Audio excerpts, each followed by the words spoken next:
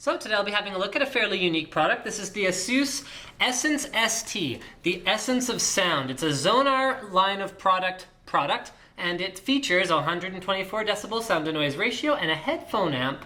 So they're saying this card is for audiophiles. In here we will find an excellent presentation for this card, and let's go through some of the main features of it. First of all, it does require an external power connector, so that should give you some idea that this is either a fairly high-powered card, or what they say about it, which is far more likely, is the fact that it offers independent power supply directly from the PSU for sensitive analog signals. So rather than taking power from the motherboard, where there can be a lot of interference, it takes power directly from your power supply. Awesome. Okay, so it uses superior DACs. It uses the Burr-Brown PCM 1792A digital to analog converter, which converts signals at 127 decibel signal to noise ratio. Excellent. Okay, so that's a feature that you're going to find over other high-end even sound cards. It has swappable OPA socket, so you can actually tune it to your unique sound preference.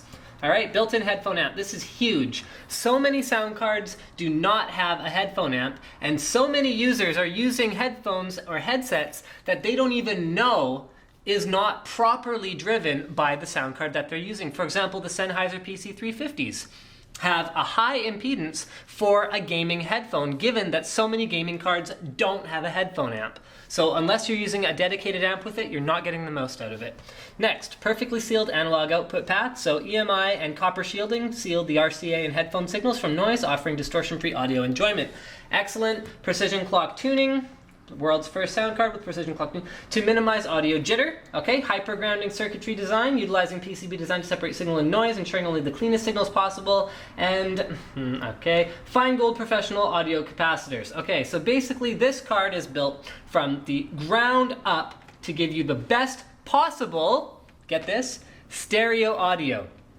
So this is not a multi-channel sound card. It uses either two RCA for left and right signal or one headphone jack. That's it, that's all. You can get an add-in daughter board that sits next to it that gives you 7.1 audio, but this card is all about the stereo experience. So actually here's the details about the Xonar H6 multi-channel extension board, offering 120 decibel signal to noise ratio, etc., etc. The reality of it is most audiophiles who are using very high-end headphones are using stereo. They are not using surround sound headphones or any of that, because many of them perceive it as a more of a gimmicky thing rather than a true audio experience feature.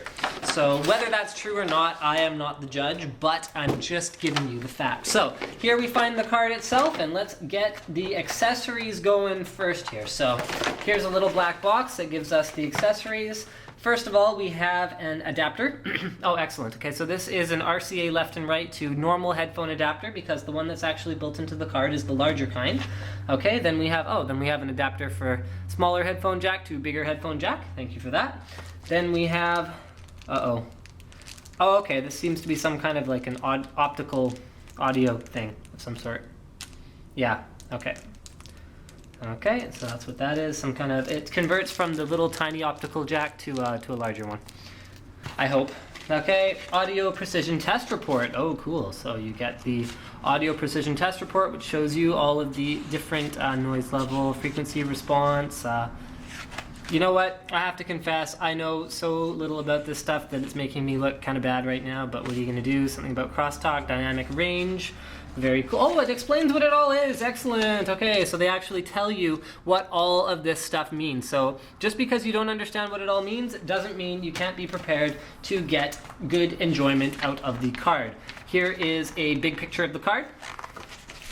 Okay, and then, okay, so this is just a little mini poster. Gold-plated on the EMI shield, the 4,000 years old chime of tiger represents not only mankind's endless pursuit of the essence of sound, but also Xonar Essence STX's commitment to offer the best quality ever from an audio card. So that's the little tiger guy there. Very cool. Got that symbolicness going on. Okay, and this is the same poster, but in black, just in case you prefer that. You know, once you go black, you never go back. Quick start guide. So that's giving you the basics, how to install your card, how to install the drivers. Awesome, thank you for that. Then you have the driver CD. Don't use this. Download the latest drivers off the ASUS website. And that pretty much does it for the accessories that are included with this card. So why don't we have a look at the card itself? I've got to tell you, it feels very high-end here. Okay. So, first of all, here we go. You've got your front right, front left, headphone, line in, and SPDIF out. That is all for the inputs and outputs on this sound card. It is all about the stereo experience.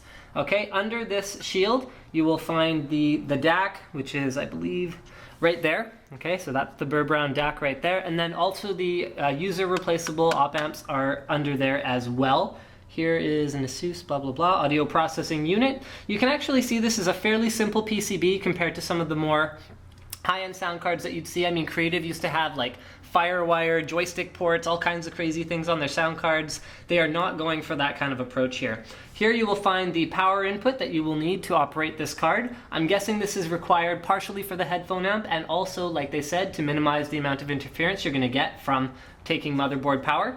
Here is the output, I believe, for the 7.1 interface. Now we can go to the top of the card. There is the output for your front panel audio, as well as one of those CD connectors, if anyone still uses those. Then we have the back of the card. You can see this is a PCI card rather than a PCI Express card. I'm not sure what the reasoning is for that, but it is a slightly older card, so that could be why. And thank you for checking out my unboxing of the Essence ST from ASUS.